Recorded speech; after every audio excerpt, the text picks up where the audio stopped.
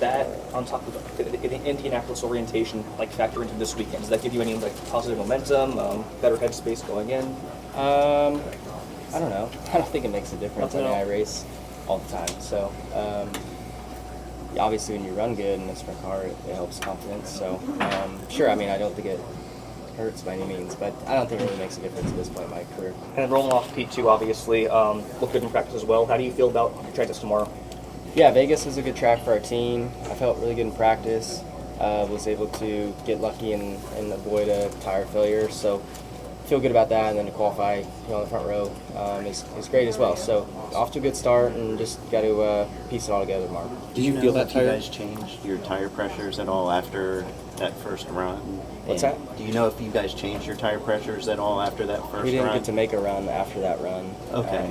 But we would have probably. Yeah. So did the car feel any different in qualifying? Well, you run normal. I guess you it run always way more does. air in qualifying, anyways. So, yeah, I mean, once we avoided the trouble in practice, I kind of forgot about the practice stuff. So, because qualifying is way different, you're running a lot more throttle and all that. So, just fortunate that we were able to catch it in time. Did you feel vibration? I did. Yeah, I felt the vibration and felt like my car kind of yawed out a little bit more off of 2. So.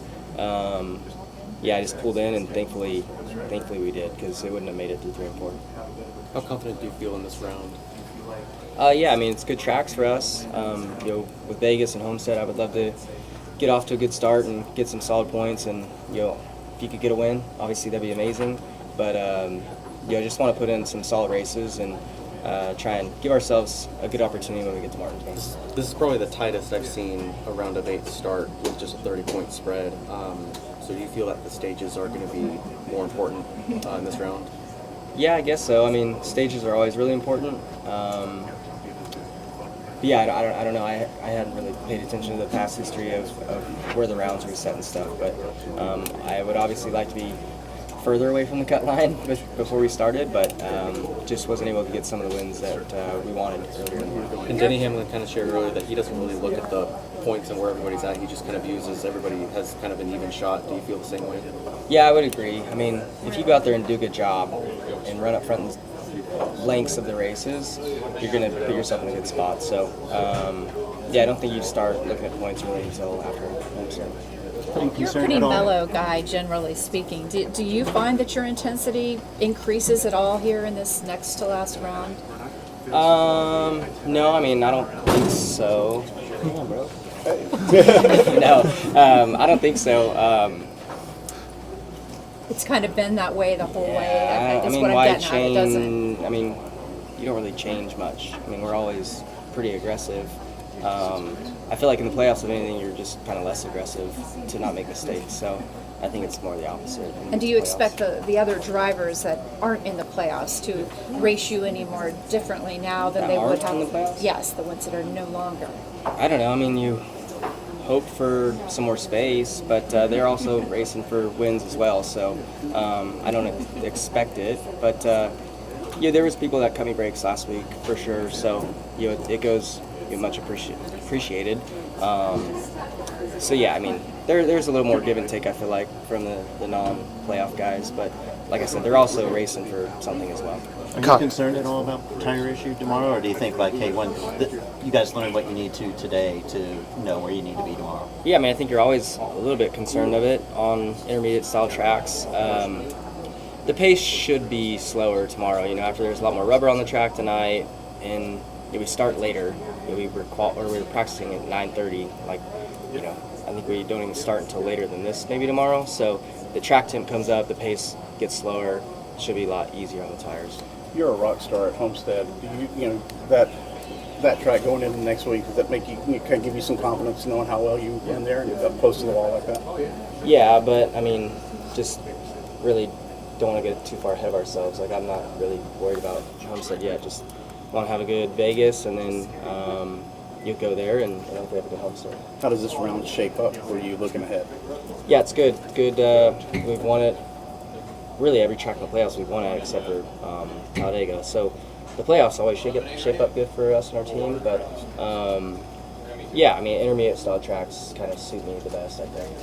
Kyle, you're one of those drivers that has won the opening race in the round of 8, then you've gone on to win a championship. How much of an emphasis is put on this opening race, and how big of an advantage are the 2 weeks to prepare for a championship? Yeah, I mean, in 2021, we were really strong everywhere, but it was just nice for, like, your head winning that first race, you know, not having to deal with the added stress of the next couple weeks. Really, the stress comes from just trying not to get in the way or mess things up, you know, those other weeks. You know, Joey kind of talked about that a lot last year. After winning here was just, you know, the goal of not pissing anybody off between then and Phoenix. So would love to win this opening race, but you know, if not, you know, I just want to have a good race to keep gaining points and get, you know, further away from that kind of way. Given the fact that you won your first race with the Hendrick team here at Las Vegas Motor Speedway, is that any emotional value to this track to you? I mean, when you think about it, yeah, I guess, but I don't really think about it at all. So, yeah, I mean, I just like Vegas because it's fun, it's a fun track, fun city. Yeah, there's a lot of reasons why I like it. Shifting gears back to your Indy rookie orientation test, I saw you talking with Tony Kanaan. I mean, how are those conversations like? Yeah, no, Tony's great. I've gotten to work with him in the past. You know, we were teammates at Ganassi with the Rolex 24-hour at Daytona. So having a history with him, it makes, which he's so easygoing. Like, he could talk to anybody and you know, make them feel good. So yeah, I'm happy that I have him in my corner. You know, somebody who's won that race, somebody who's raced there for a couple decades now. So yeah, he's going to be a great tool for me and our team, and just fortunate. Jeff Gordon had made some comments about Denny and being outspoken, and on his podcast, Denny sort of talked about the importance of personality in the sport. You're known as a guy who, you know, does the speaking on the track, does driving. I'm just curious what your thoughts are about the personality of the team, and sort of, you had mentioned like white collar looking over your shoulder. I don't have an opinion. Like, this is my personality, so I don't really have an opinion. You said that Kyle Larson, jokingly, was overdriving and mistakes. How do you tone that down for the playoffs like this? Right? You were talking about be less aggressive. Like, you have to actually tell yourself, like, all right, like, just chill. Yeah. I mean, I think so. I think at least that's what I tell myself. I don't know what other people tell themselves, but yeah, I think there's so much on the line. You just can't. You have to weigh your risks versus reward, I guess. So, you know, like maybe that kind of forgot about that, you know, at Texas, for instance, and was too aggressive with my angles and stuff on entry, and then you end up, you know, crashing because of it. So just stuff like that. You know, I think I put a lot of pressure on myself, so, you know, more than probably what others put on me. So, like, you know, Kyle Larson mode, a definition of that to somebody else is probably the total opposite definition of what I, you know, joke around about myself. So, but no, it's playoffs are a fun time of year. It's every lap matters, every position matters, and like I said, you have to be aggressive, no doubt, but you also have to be very smart. Have you had a chance to check out the F1 setup or anything like that, or the Sphere or anything since you come in? No, not yet. My kids want to go check out the Sphere, so we'll probably go walk by it today. How do you balance it? I know we're talking about decisions that are made in just hundredths of a second, but in being aggressive or not. Obviously, there's 2 more races after this, but you also talked about how important it can be to win this and the advantage. It would seem like there's a lot of things weighing that, hey, be aggressive and make that move to win it. But then I could also argue that, hey, you've got Homestead coming up. It's like that's in your back pocket, not a guarantee. So how do you balance? And again, I know we're talking about split-second decisions, but it seems like there's a lot that gets factored into how you determine to make a move. Yeah, but I mean, you still have to be very smart. Like Texas, for instance, you know, we had good first 2 stages, and you'd think that, like, oh, I've had a great couple stages, I can be aggressive here, and then you look like an idiot when you crash, and then you're, you know, 2 points above the cut line at the end of the race versus 30. So you still can't lose focus of points. Like, points to me matter just as much as getting a win. If you're having a good day. If you've had, you know, a bad race or a bad couple stages and stuff and haven't made any points, then yeah, I think you can be a little more careless. Not careless, but like a little more aggressive. So it just depends on how your race is going, and you know, you can't. You got to finish. You got to finish these races. You don't want to put yourself in a must-win situation. What was just your overall assessment at Indy this week, and did anything surprise you at all? Nothing really surprised me. You know, thankfully, I was by myself, so you can kind of get up to speed at your own pace, and you don't have to worry about other things.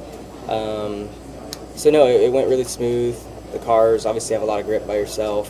You know, it's fast for sure. But I felt like McLaren and Tony Kanaan, everybody did a really good job kind of prepping me and making it where nothing surprised me. So yeah, it went really smooth. How did it compare to the Cup car? Just curious. Well, obviously your seating position's different, like the steering's different, there's no power steering, so it's definitely, obviously has its differences, but when you're by yourself, like it doesn't feel way different than, maybe like qualifying today. Like we're running wide open around here, but you're close to having a lift, so I would say something similar to that, but the speed's way different, so you can't really compare anything. It'll be way different when I get traffic. I know each of these 3 tracks are just very within driver's control. But Toyota having 4 cars left, where you guys only have 2, does that change the dynamic of this round at all? Just in terms of who your competition is, where Chevy usually has a numeric advantage over Toyota? I don't know. I mean, it could honestly be more of an advantage that we have less cars in the playoffs because you're not having to fight with them is closely, so like you would hope that the other Chevy teammates would give a little more space or a little more give and take, knowing that they're not in the championship hunt. So I look at it more as an advantage that there's less of us in there. Obviously, you want more of an opportunity or odds for Chevy to win a championship, but if they're not in, like I would rather them be helping us than racing harder against us. Kyle, you're going to be running the Hangtown 100 here after the NASCAR season. Obviously, last year you didn't do that. How did that come about, and why is it so important to race at Placerville at the end of the NASCAR season here? Yeah, I didn't get to race it last year. Caitlin was pregnant, so we were getting close to the end there, and I just didn't want to be gone too often. And I just really appreciate what Matt Wood does with that event. I love Placerville. It's where I ran my first sprint car race. And I just like that he's trying to build an event. You're paying good money for these teams.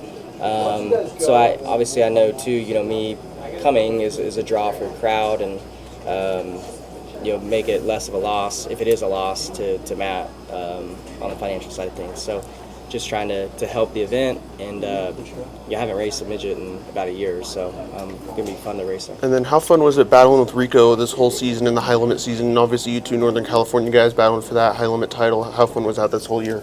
Yeah, it was fun. Rico's had an extremely good year, probably his best ever for sure. So yeah, he's been the guy to beat really, no matter what series you're running with in sprint cars, and he's done a really good job. So it was fun to race with him, and without his bad luck that he had at Lakeside, he probably would beat me. Who's the favorite tomorrow? I don't know. I don't really know yet. I don't know. It's so cold in practice, you can't really get a good judge. Is this round of the playoffs more about managing mistakes, and is there a danger in kind of trying to play it safe so you don't make any mistakes? I don't know. I feel like kind of approach every round the same. Like you just want to finish as high up as possible. So that's my mindset for this round. Thankfully these are some good tracks for us and ones where I feel like you can control your destiny a little bit. So we'll just try and go out there and do a good job. Odds-wise, you are the championship favorite. Do you feel like you are the championship favorite personally? Sure. I don't really think about it a whole lot.